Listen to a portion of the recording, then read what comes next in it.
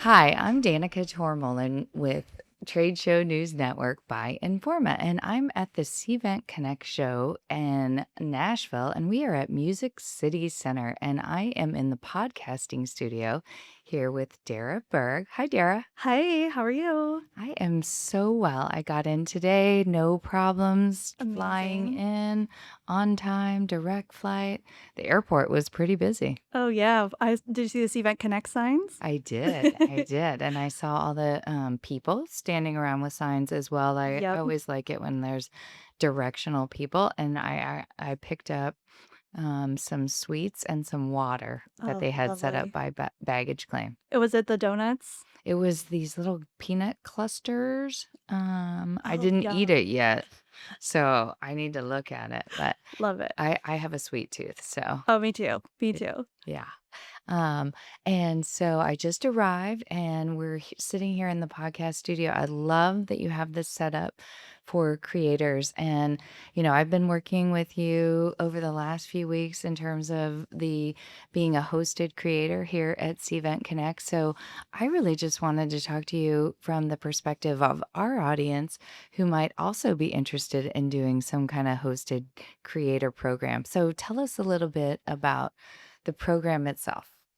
Yeah, so the program started really small, started as just a social media ambassador program in its first initial years. And we were trying to figure out how to really tap into this audience that I call the dark social audience. So, people that are talking about your event, people that are recommending or not recommending your event to others in places that you can't see. So, WhatsApp groups, Slacks, all of these event planner groups. And so, one of the ways that we really wanted to tap into that is to get some really authentic voices that are coming in and speaking on our behalf and also showing the perspective of an attendee. So, we started with social media ambassadors about 2 years ago and realized that we wanted to expand after we saw the success of that program.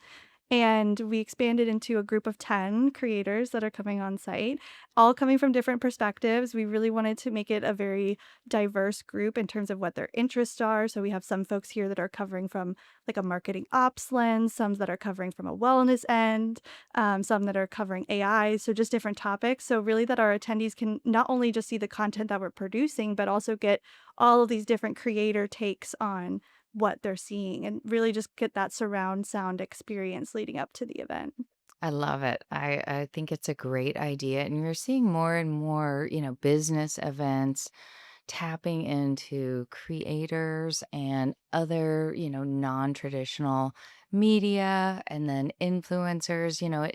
It's taken some time, I will say, it sounds like, since you've had it for a couple of years, you're kind of on the cutting edge here. Yeah, well, I think what we started with was the social media ambassadors, and those we did through opt in through registration. So it's basically people saying, as I'm going through registration, I'm clicking a box to say, yes, I want to be a social media ambassador. And so we were finding some folks that way. And for the hosted creator program, we did it a little bit differently where we actually did some pretty deep research into everybody that came. So everybody that came, we made sure, does their audience align with ours? What's their reach like? What kind of topics are they talking about? Will they fit with us? And then we kind of did a direct personal outreach to every single one. So it started more as like, who can we get that's a hand raiser? And then now it's evolved into more of this very curated group of folks. That's interesting when you say that in terms of like for our audience, like, putting together a program like that. So when did you start the process? Took almost a full year to start the process because there is a lot of research involved and making sure that you're getting the right people because the worst thing that you could do is get someone that is misaligned with your brand that is then going and representing you. So we really did some deep research and had to have a lot of folks, chime in on does this person feel right and should we reach out to them? So we did a big list of initial research, did our reach out, and then it's been about probably 7 to 8 months of building content with folks. So some of our folks started, all the way in November or December, and they were able to one of the fun things that we did to kind of extend the reach of the program is, um, putting together these influencer gift kits so that they had something to kind of react to and unbox before they got on site and making them feel really excited about the experience, and then spacing out all of these milestone moments. So we use them as a channel, really, just like we would email or organic social or paid, and timed our event milestones with the creator so that leading up to the event that there's new content for them to post all the way up until the day of. And then now that they're here, they get to give that during event content, which is really awesome. So, how will you measure success afterwards? Yeah, so I think this, like I said, there is like a dark social component, which is difficult to measure. And it's that like subtle influence that I feel like is really hard to capture. But there are some things that we are using to measure that are hard metrics. So one thing that we did was give all of our creators a unique link. This is very, I think we kind of stole this from the B2C where they're like, use my coupon code. So same thing here where we have a special link for each creator so we can track exactly how many registrations each one is driving. And there was a requirement for signing up with the program and getting accepted that you have to drive a certain amount of registrations. And then one of the other things we're looking at is in aggregate how much reach and impressions we're getting from each post. So we're tracking and keeping all of the posts that each creator does, looking at the aggregate impressions of those and seeing, what is our AVE from that so that we can tell how that compares to other awareness tactics that we use. So other things like, or how does that compare to the reach of our own organic social channels? And usually with the creators, it's a lot better on the impression front. Yeah, I will tell you. So I posted a picture this morning when I was on the Yeah. airplane coming here with my cowboy hat on, and I have to laugh. I always laugh when I post photos from airplanes just because it started during COVID Yeah. when nobody was flying. And so I always want to, show people that people were flying, etc. Yeah. And yeah, 5,000 impressions Yeah. from this morning. And I mean, and it's you're showing, like, your real experience, and that's what people wanna see from events. They don't wanna see just your polished keynote, your breakout session, like, recap. I mean, all of those things are great, but people wanna see, like, what did the real people actually experience from start to finish? yeah, and what are you bringing? What are you packing? What are I posted the other day 20 things I'm looking forward to because I know as an attendee. And yeah, I know as an attendee, you kind of want to see things. You want Yeah. to, okay, what are they looking forward to? What speakers do they want to see? The Just the all those outfit things. piece is so huge because I feel like everyone always wants to compare outfit notes. I mean, we were even doing that in our group text with our creators where we were like, "What's everyone wearing to the evening event tonight?" And I feel like that's like that's that like human element that everyone wants to converse and talk about, but it's also just like such an untapped way to get people to talk about your conference is having people have those conversations in public, not just in these like Slack or WhatsApp groups, but like, oh hey, like I could talk with Danica about what I'm wearing. I don't just have to talk to like my industry best friend. So I love it as like a way to just kind of tap into that energy. Right, exactly. And then, I know is like, when you're a young professional too, like sometimes when you're first coming to events, you don't know Oh what yeah. to wear and like, what is appropriate for work and day and night and all of those things. So it's just a question mark and it helps people just feel more comfortable with, what they're bringing and, that they're going to be able to hit the ground running and, wear what other people are wearing. It's something very simple. Yeah, and I talked a little bit about how we picked people that had a diversity of like topics that they were coming to, but one of the other things we did was look at who are first-time attendees and who are people that have been to the event before because a first-time attendee experience is very different than somebody that's coming like fresh. So it's been really fun to see people that haven't come before and see what their experience is like and then also have some of the people like Leanne has been to I think like 8 connects or something like that. So seeing her posts of like the best of Connect versus like, "Oh, I'm a first timer and these are all the things that I'm excited to do." So it's been cool to have that variety in there too. Yeah, that's great. Any other when you're so I mean, obviously, you think that this program is a worthwhile program. 10 people, you're getting a lot of social media amplification, Yep. authentic voices and experiences, kind of like a third party endorsement, Mm, right? And then yeah. also tips from, how to maximize your experience at the event through an attendee's eyes, right? Yeah. Not the event organizers. We have typically an event organizer, you plan out everything and you think that people are going to, experience your Yeah. event one way, but, to have people share their true experiences, like you said. So, just to talk a little bit about the value that you have seen already from it.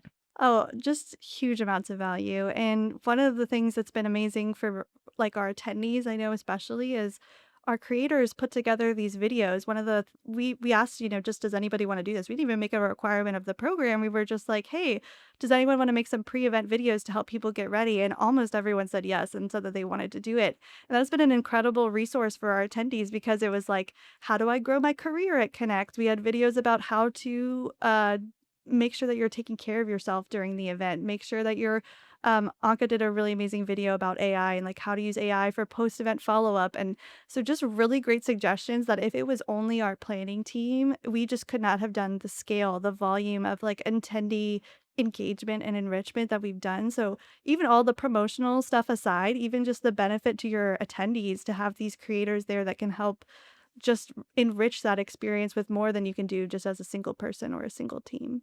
Let's talk a tiny bit about costs. Yeah. Everybody, of course, wants to know cost. I mean, Yeah. obviously, you're going to have travel costs, right? Travel, yeah. Involved in that. So, air and hotel. But, what other hard costs are there?